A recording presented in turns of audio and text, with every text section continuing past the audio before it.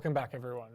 So today I'm really excited to tell you about a new paper that I recently co-authored with Ricardo Vinuesa, pictured here, on using machine learning to enhance computational fluid dynamics. So this was kind of Ricardo's idea to write a paper like this, and I essentially helped out with the reduced order modeling and some of the machine learning stuff. But this was a really fun collaboration between the two of us, and I learned a ton in the process of kind of developing these ideas with Ricardo.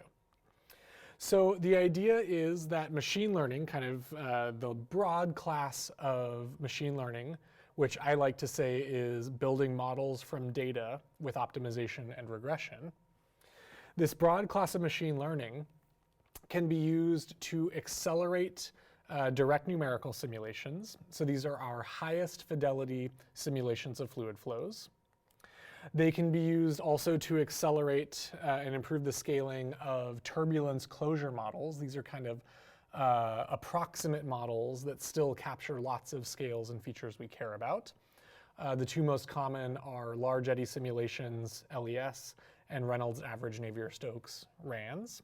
And I have a whole video series on how deep learning can be used for turbulence modeling.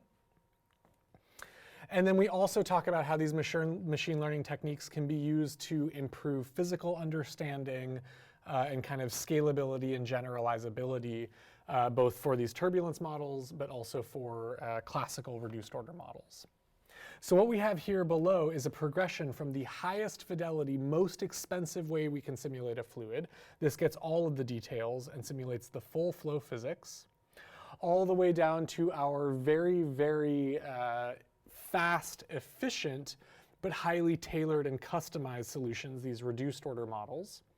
And typically, reduced order models only work for a really small subset of flows and configurations, whereas direct numerical simulations are more general and generalizable. And this turbulence modeling is kind of in the middle. So at the outset, I want to point out some things that we are not doing in this paper. So we are really specifically focusing on how machine learning can enhance computational fluid dynamics, simulating fluid flows in a computer. So we don't talk much at all about how machine learning can be used for experimental methods in fluids, like particle image velocimetry and super resolution, things like that. And we're also not talking too much about how you use machine learning for things like control or sensor placement. And there are a number of good reviews out there for kind of the broader picture of machine learning and fluid mechanics. I wrote one of these reviews with Bernd Nowak and Petros Koumoutsakis. In this paper, we're specifically talking about kind of the computational methods of simulating fluid flows. How do we accelerate them? How do we improve scaling? How do we get more physical understanding out of our reduced order models? Good. And so this presentation I'm going to give today, this kind of video, is going to zoom into these three little vignettes. How can we use ML for DNS? How can we use ML for turbulence modeling? And how can we use it for reduced order modeling in general? And I'm not going to cover nearly the same depth as we do in this review paper. I'm only going to hit some highlights, but you can read more about it on the archive. OK, so for the first one, we're going to talk about direct numerical simulations and how we can use machine learning to accelerate these. And before jumping in, I want to point out, actually, this is a great video by the Lynn Flow Center and the KTH Stockholm team. What I want to point out is that these fluid simulations at full fidelity, actually solving the whole Navier-Stokes equations, for example, on this section of a wing here, is extremely expensive because the Navier-Stokes has so many scales in space and in time. It basically takes supercomputers months even to simulate simplified versions of the flows that are not as complex as some of the flows we experience in the real world. And we know that with Moore's law, we will have faster, better computers if we just wait. But even with Moore's law, it's expected that there are decades, if not centuries, of waiting that we'll have to do to simulate the full fidelity flows that we really care about around full aircraft and submarines and things like that. And for lots of applications in design and iteration and optimization, if I want to design a shape of a wing to have better properties, I'd have to run the simulation many, many times. I can't just run it once. I'd have to iterate it over the shape and run it thousands of times. So that's the motivation of using these machine learning models to maybe accelerate these CFD solutions. Can we get things that are like full DNS, but at a fraction of the cost? That's one big question the community is asking. I just love this video. It's so cool. And so one of the kind of most impressive recent demonstrations of this is this paper by Kochkov et al. And I know Michael Brenner and Stefan Hoyer have been working in this vein for a while, so they have some prior work in this, where essentially they use a deep neural network to essentially figure out a correction term. So if you simulate your flow on a coarse resolution grid, you can try to upscale that to a fine resolution grid, but there's going to be things missing. The turbulence is going to be off if you do that naively. And so what they do in this paper is essentially learn a deep neural network correction term that allows you to upscale the low resolution image to capture the relevant features of the high resolution map. And so you can see that kind of just a naive low resolution. So the high resolution is 4096 by 4096, very high resolution. And the low resolution is 128 by 128.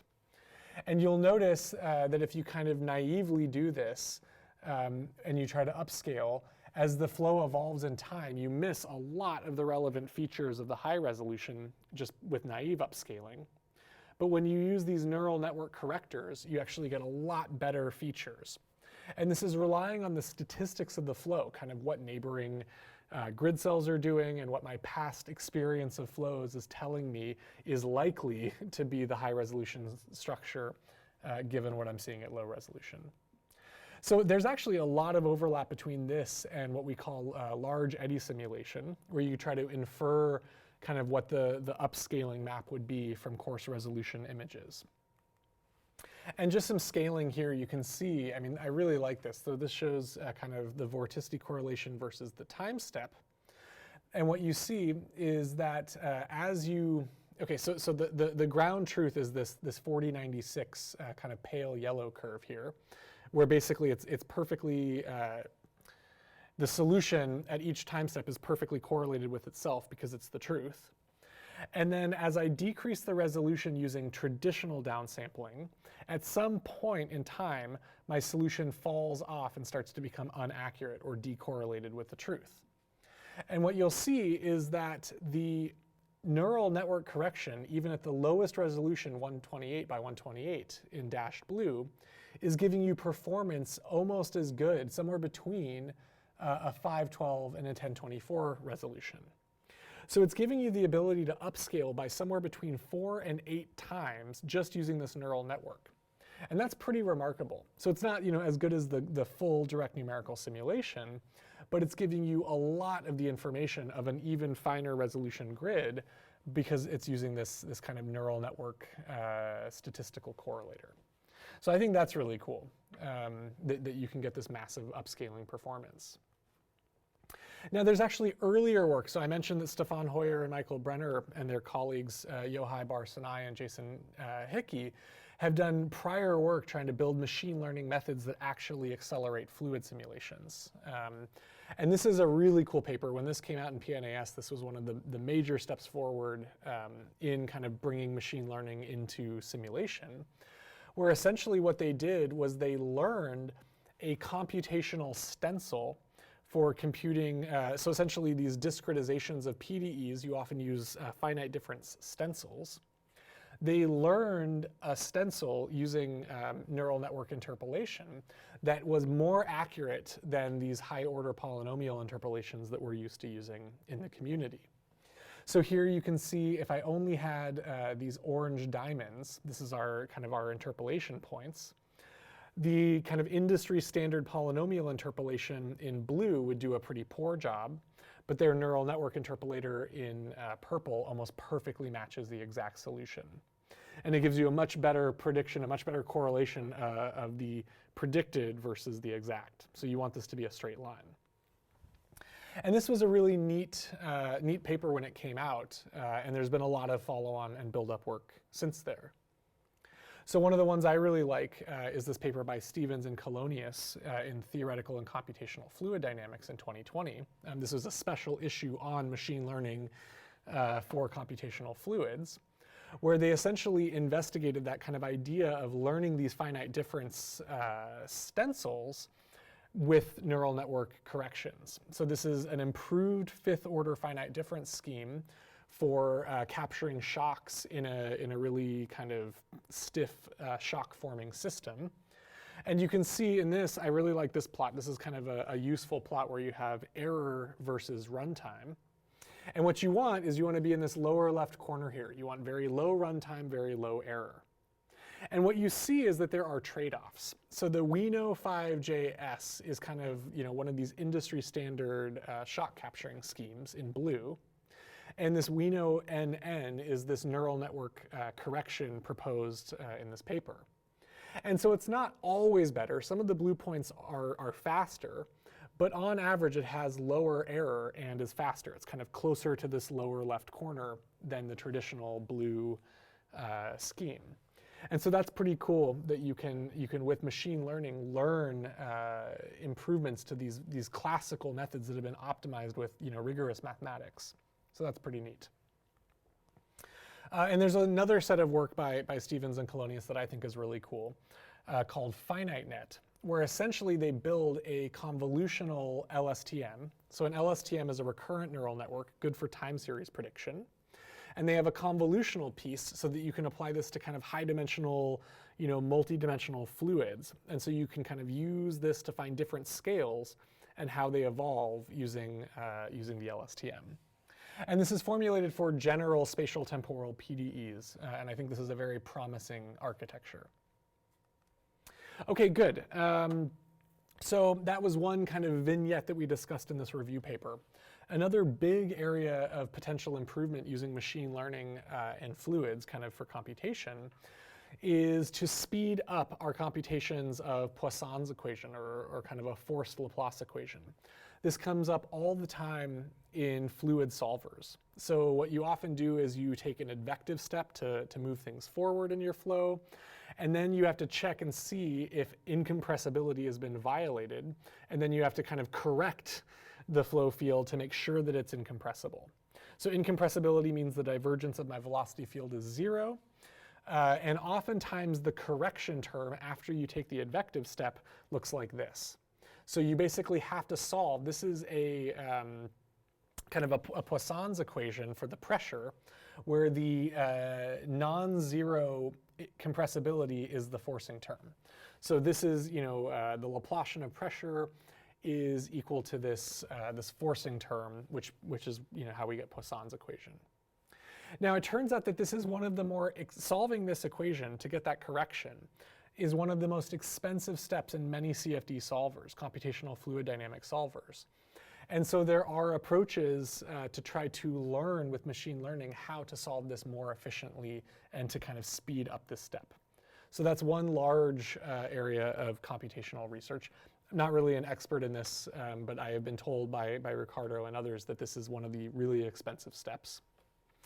Something I think is really cool is that you can actually build in this kind of incompressibility condition as a constraint in your machine learning algorithm. So if you're trying to build a neural network that can predict a flow field evolving, it might make sense, you have an error term, which is you want your estimated flow field U hat to be close to the true flow field U. So this would be a loss term in training. But you might add another loss term to penalize large divergences because we know that we should be having divergence-free solutions. So this is a really cool idea proposed by Rui Wang and Rose Yu. And Rose's group is doing lots of neat work kind of baking in physics and symmetries and knowledge of the fluid flow equations and dynamics into these neural network turbulence solvers. And her group is getting really, really good results kind of showing that by baking in either symmetries or adding in constraints or regularizers to promote physicality or physical solutions, you get much better solutions. So this is one kind of cool example where the target is the ground truth. I believe this is a Rayleigh-Benard convection with cells. And I believe this is called turbulent flow net, I think is what it's called.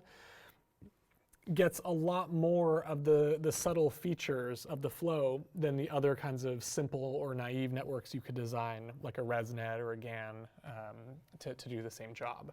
So long story short, baking in some physics and some symmetries here and kind of decomposing the flow in an intelligent way allows you to get a lot more of the fine structure in this reconstruction. And actually, Rose just gave a fantastic seminar in our physics-informed machine learning seminar series at University of Washington. So I'll post a link to her video so you can hear her talk much more detail about how to actually do this, and you'll actually know how to do it once you listen to her. Cool. So that is kind of the vignette of how we use machine learning for computational fluids in the fullest fidelity sense for direct numerical simulations. There's other things you can do. Decreasing the size of your domain is a big part. So oftentimes people use big domains so that the far field conditions are simple. And so there have been some techniques that try to use machine learning to decrease the size of the domain. And again, you can read about this in the paper. So the second vignette is how you use machine learning for turbulence modeling, LES and RANS. And again, I have a whole video series on this, so I'm going to give this kind of a fast treatment at a high level. And there's a really great review paper by Durasamy, Yacarino, and Xiao, where they talk about kind of the emerging techniques. I believe this is from 2019. They talk about a lot of the emerging techniques for RANS, Reynolds average Navier-Stokes, and LES, large eddy simulations. And so RANS is one of the most popular turbulence closure modeling frameworks. You essentially take the Navier-Stokes equations, you take a time series of measurements, and you average them in time to get the mean flow field U. We call this big U bar. And you can essentially derive equations of motion for this big U bar that are mostly in terms of big U bar, but they have some of these little terms here which are called Reynolds stresses. And those depend on the temporal fluctuations that we've averaged out.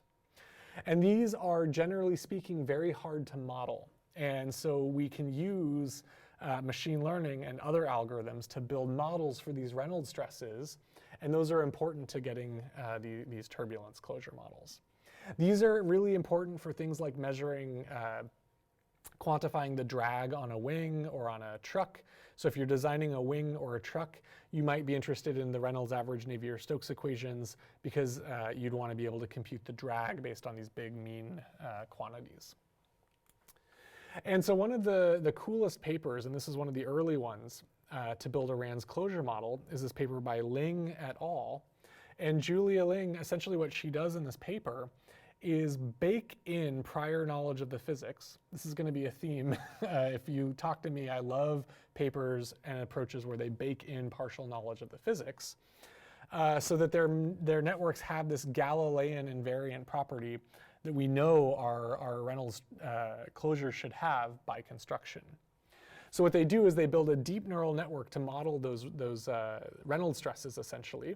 And they have this tensor layer that they can use to enforce Galilean invariance, kind of invariance to different kinds of rotations and translations. And they get great results. They show, this is a pretty canonical hard problem where if you have turbulent flow over a bump like this, it can separate. And you can think of this also being over a wing. And that separation point strongly determines what the drag profile is going to be. And so the true DNS has this little separation bubble here that you can see.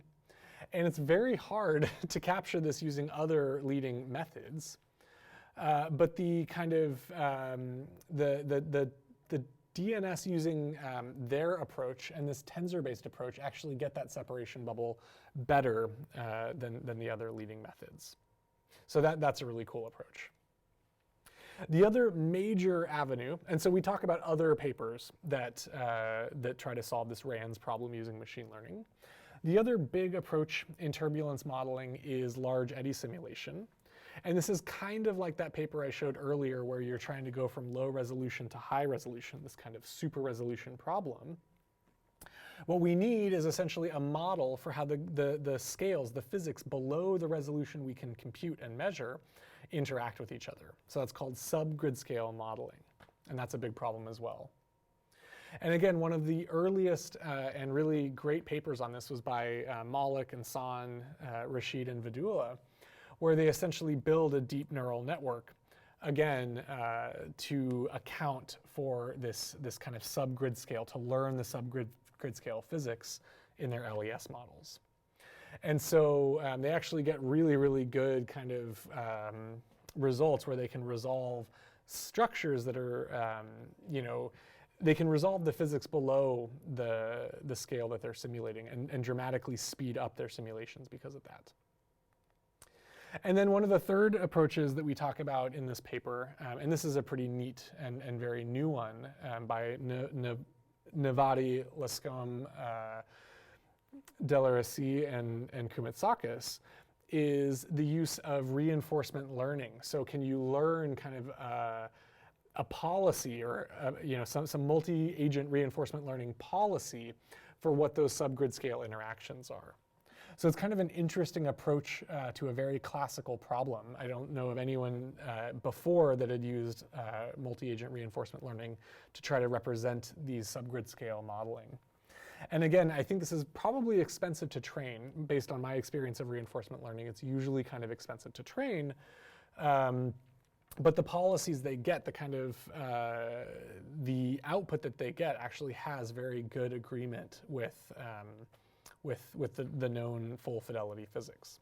So that's pretty cool. You can see as they increase the Reynolds number, you actually get this nice kind of faithful upscaling of smaller and smaller structures. Okay, good. So that was the kind of turbulence modeling, the second piece. And for the third piece that we talk about in this review, we're going to jump into reduced order models. These are very near and dear to my heart. Reduced order models essentially try to balance as best as possible accuracy and efficiency. So you want the most efficient model possible that is as accurate as you need it to be. And typically to do that, you take training data for a specific flow configuration, and you can learn these reduced order models for that specific flow configuration, maybe parameterized by a few parameters. And so the big opportunity here in machine learning for reduced order modeling in fluids, there are two key things that can be improved. One is finding what is a good reduced coordinate system. So here X represents my high dimensional fluid flow state. This might be millions or billions of degrees of freedom. And in reduced order modeling, we're trying to find a few coherent structures, a few dominant patterns in the flow given by the coefficients of Z that describe most of the things I care about for my high level objectives, maybe measuring lift or drag or controlling the flow. And so finding a good coordinate system Z, a good low dimensional coordinate system, is one of the first areas we can really innovate with machine learning. And then figuring out how those coherent structures co-evolve in time through some kind of a dynamical systems model is another area that we can use machine learning. So for example, we'll talk about how we can use deep convolutional autoencoders to build a good coordinate system. And once you have a good coordinate system, you could use an LSTM or some other recurrent neural network to build the dynamical systems model in that latent space. And there's a lot of choices here. I can choose different embeddings phi, and I can choose different ways of building the dynamics F. It's kind of a mix and match grab bag. And so this builds on classical work. Most of the classical reduced order modeling theory for fluids, and this goes back 50 years at least, is built on the singular value decomposition, which we call principal components analysis and statistics, and proper orthogonal decomposition in fluids. So if you have a high dimensional flow system like this flow past a cylinder, we know that we can compute the singular value decomposition. If we subtract out the average flow U bar, we can compute the singular value decomposition, and get a tailor-made orthogonal basis that best represents this flow field with as few orthogonal modes as possible. And those coefficients A are the amplitudes of these modes. Those would be the latent state. The reduced vector A is the minimal amount of information I need to represent this particular flow field. Maybe I only need 6 numbers in a column vector A with 6 elements to represent these 6 amplitudes. That's a huge compression from tens of thousands of grid points down to 6 amplitudes in A. So that's what we've been doing for a long time. And you can think of this as in kind of modern machine learning, as a shallow linear autoencoder. You could essentially compute this using this shallow linear autoencoder. So these modes phi would be given by this matrix, the column of this matrix U, and there is an analog here. I would not recommend ever computing the SVD using a neural network. This is only supposed to be a cartoon analogy to show that the thing we've been doing for 50 years, we could technically get away with doing it with a neural network. But what's nice is that this linear neural network gives me a linear subspace where my data is explained. If I allow this to be a deep neural network, and I allow myself to have nonlinear activation functions, I can maybe get better compressed coordinates in Z. Maybe I can learn some nonlinear submanifold that gives me even better compression. Okay? And so the original picture, so the kind of classic picture here is you train with data, with your specific flow data, you try to learn this coordinate system Z, for example, using the proper orthogonal decomposition I showed you. And if you have that orthogonal basis, you can do a Galerkin projection of the Navier-Stokes equations onto that basis to get a low-order differential equation for how those amplitudes evolve in time. But if you relax that, so instead of a linear SVD, you do this deep autoencoder, we can often get much better coordinates in this latent space Z, much better compression using these deep autoencoders. And you can do things like add a convolutional layer here. So that work I showed you by Stevens and Colonius, they're looking at convolutional neural networks to extract features. You could have variational autoencoders. There's a lot of flavors of autoencoders you can use to extract good latent spaces Z. And so essentially, you can get better compression, and instead of getting a subspace, a 3-dimensional subspace that describes these dynamics, maybe you learn that there's a 2-dimensional submanifold, a lower dimensional submanifold, using these deep autoencoders. So a lot of opportunity to learn better coordinates using deep autoencoders. That's the first point. And the second point is, like I mentioned, we don't have to have the governing equations and Galerkin project. We can also build these dynamical systems models for z dot equals f of z using kind of machine learning regressions, things like dynamic mode decomposition, or SIND, the sparse identification of nonlinear dynamics, or an RNN, an LSTM, or an echo state network. So this is really nice. You can kind of pick modularly. I can use linear coordinates and use some of these modern machine learning models. Or I can use nonlinear coordinates, and I can either do classical Galerkin projection, or again, use some of these modern modeling techniques. And so there's lots and lots of different ways you can combine these things. One of the really powerful recent methods is by Lee and Carl Berg. This is a 2020 JCP paper, where they basically show that you can get much better reduced order model performance using these deep convolutional autoencoders to extract kind of multi-scale features in a nonlinear way, as opposed to the proper orthogonal decomposition I showed you earlier. And they do this for lots and lots of different test systems. This one I think is a system that has some stiff physics in the system. And the high fidelity simulation in yellow, that's our ground truth. All of the classic POD ROMs are these jiggly solutions. They actually do a really poor job away from this transition.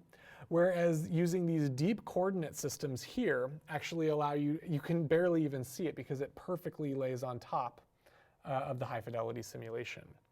So either deep Galerkin ROM, that's Galerkin projection, or this LSPG ROM, that's their kind of custom Galerkin ROM, this least squares Petrov Galerkin ROM, do much better when you use this deep convolutional coordinate system. So using classical Galerkin models is still improved dramatically by using these deep convolutional autoencoders. Another kind of the flip side of that is, okay, what if I don't want to use the governing equations to Galerkin project the dynamics? What if that's really expensive and I don't want to take a working code to do this Galerkin projection? Jared Callahan and Jean-Christophe Loiseau showed that similarly for these complex fluid examples, you can use this autoencoder structure to learn a very, very low dimensional latent space, for example, in this shear-driven cavity. And you can use regression, like sparse identification of nonlinear dynamics, this SINDI approach, to learn regression models for the dynamics in the latent space. So you don't need any access to the governing equations. You don't need to know that there's a Navier-Stokes equation. You don't need a working simulation to do any of this. You just need data to build an autoencoder to find that latent space, and then you can build these regression models in that latent space. This is another really, really cool vein of work by Bernd Nowak, Marek Mazinski, Luc Pasteur, and their fantastic PhD student, Nan Dang. I was fortunate enough to be on his committee and learn about all of his great work, where essentially they have done a similar approach where they are learning these SINDI models, these sparse nonlinear models, for this very complex flow past the fluidic pinball, this 3-cylinder configuration. And this example is so cool. As you increase the Reynolds number of the system, it goes through a number of pretty sophisticated bifurcations. So it goes through the Hopf bifurcation, a pitchfork, Niemark-Sacker, all the way to chaos. And they're able to capture this rich, rich phenomenology as you increase the flow velocity. You get all of these different phenomena. They're able to capture it by using these modern, sparse model identification techniques to build these reduced order models. So very powerful stuff. Now going back to the, oh yeah, this one is a bit of a different flavor. And this is just work I have to show you because it's one of my favorite papers out there. This is from 2014, so kind of the early days of machine learning. This is not deep learning. This is work by Ulrike Kaiser, Bernd Nowak, and friends.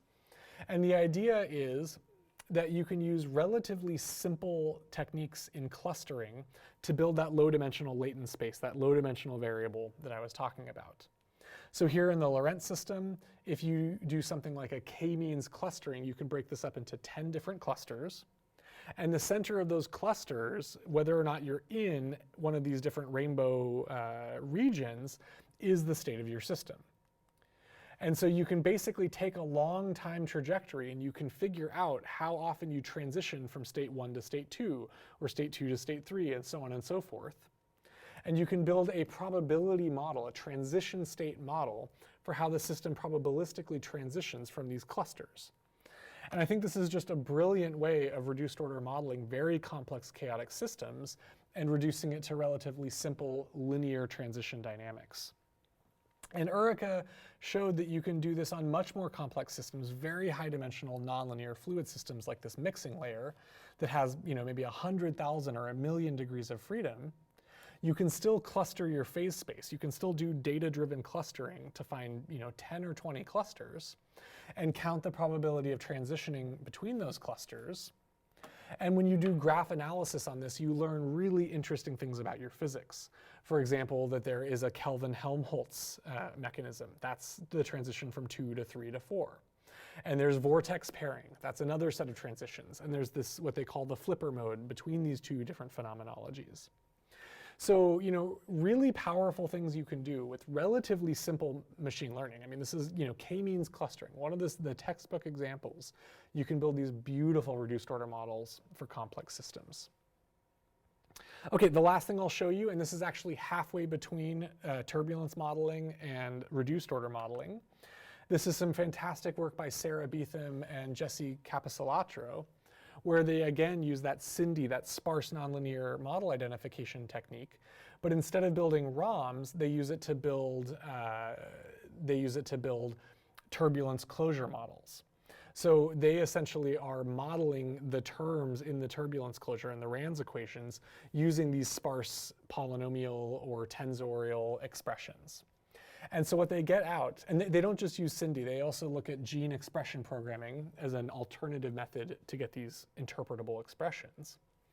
What they get out are turbulence closure models that can be read by a human. They're analytic expressions, equations you can write down and you can analyze and study and do analysis on, which is really, really cool.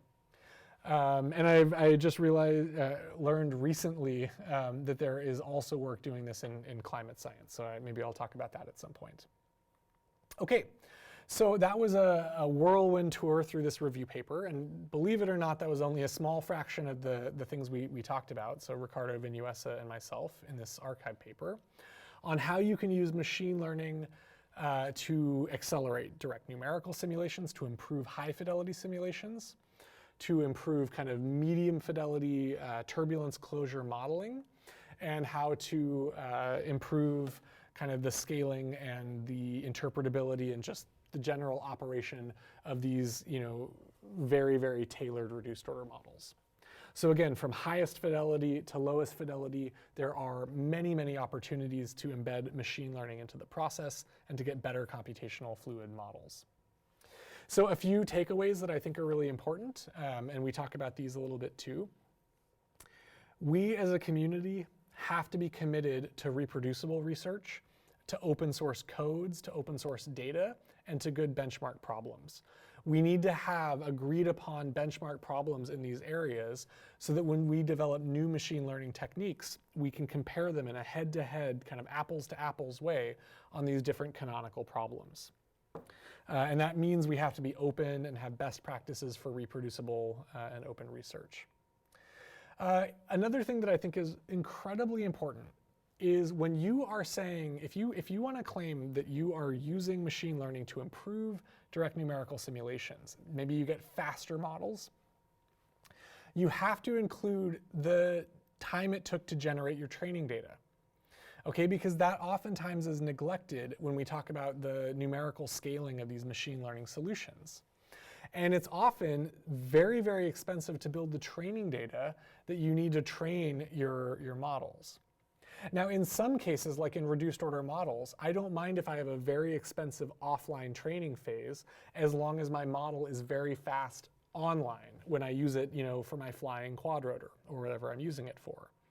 But if you're claiming to use machine learning to actually improve simulations, direct numerical simulations, sometimes it might still be faster to just compute the direct numerical simulation if you need enough training data and it takes so much time to generate those models. Unless your models are general enough that you can use them lots of times in the future. Okay, so that's another really important point, is you have to be very careful when you're doing these comparisons. And maybe the last point I'll make is these methods have been optimized by really smart people for decades and decades and decades, right? People have been developing just incredible algorithms for all three of these pieces of computational fluid dynamics for 50 years or more. And so it's very hard for machine learning to come in and out of the gate beat these approaches. And so I think we have to be willing to have kind of a learning curve in how we use these machine learning algorithms in these fields. You can't expect these to immediately beat the state of the art. So if you get promising results, we have to be critical on the one hand, because there are such good existing methods. But we also have to think, how are these machine learning methods going to look 5 years from now, 10 years from now, if they keep getting the same development that these classical approaches have had? Okay, so if you're interested in this topic, I really encourage you to check out this paper. There's a ton more examples there. And this is such a fast-growing field. In a year, we're going to need to have a whole new set of examples. So really great area to be doing research in. And I hope you all enjoy this and have some ideas of your own to get started with. All right, thank you.